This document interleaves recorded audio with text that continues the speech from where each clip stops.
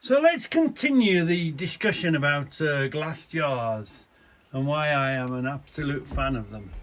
So there we first began, but really they get quite tight and you can't get your hands around them, and when you're gripping them to turn them, you're worried that the glass will break in your hand and cut your hand. So, you rig, yeah? I've got down the side. Yeah. You know where you put that thingy bob up? Oh God. Yeah. That's helped. Is it? That stopped it going. You know where it used to come over across the front? That's holding it all back. But you should see it's all into the road. I took a video of it. I'll have a look now. I was just wondering what. I'm in the middle of doing something. Oh. Okay. Go on then. Go on then. I'll wait for you to finish. Right. So anyway, so why I love my glass jars is first of all, the first tip is don't make them too deep when you're making your shelving. Where can I go to? Yeah, when you're making your shelving, don't make them too deep because you lose stuff. So I like to only make them too deep. And you know, at the bottom they're the bigger jars, so there's a bigger gap. And as you come up to eye level, the shelves do what the supermarkets do. The shelves go smaller and smaller because they're at an eye level, easy to see. And then the bigger jars at the bottom. And here, do you see what I've done here? I've put the big tall jars in the back, and then another medium level of jars, and then the same on the front. But as John said, you can just see through the glass. It's great stuff, these glass jars are. You can just see what you've got instantly, you know. So they're quite easy to search as well.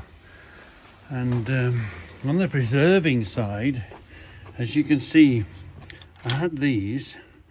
They would have been all in the same condition. See if we can open the lid on that. Hold on. Open the lid. Stay there, don't move. Right, we've opened the lid. That's the condition I would have put them in, and I would have given them a drink of WD-40. So whenever I open one or I use one, take one out of there, I always give them a drink. I top them up with WD-40 and then put the lid on. So this, although it's been in a cupboard, this is the condition they would have been if I'd left them outside. This one's took a right hammering, this one has, because it's been that long. You know, I've been at this for 30 years, so that could be 10 or 15 years sitting out in the open. But when they're inside, they're still in the condition that you put them in there. Because now and again, when you've took one or you've had a reason to open the lid, you always give them a drink and put them back on the shelf. So they really do preserve your fixings. And you can see what sort of a hammering that one's took next to the ones that are in the jar. This one again, that's just been out in the open in a cupboard or on a shelf. And so the glass jars are a fantastic thing.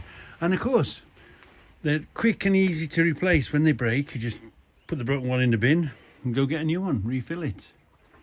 So, yeah. Continuing on the conversation with glass jars, I think they are a great, and they're cheap because you've paid for the goods inside them. You've got the glass jar for nothing, haven't you?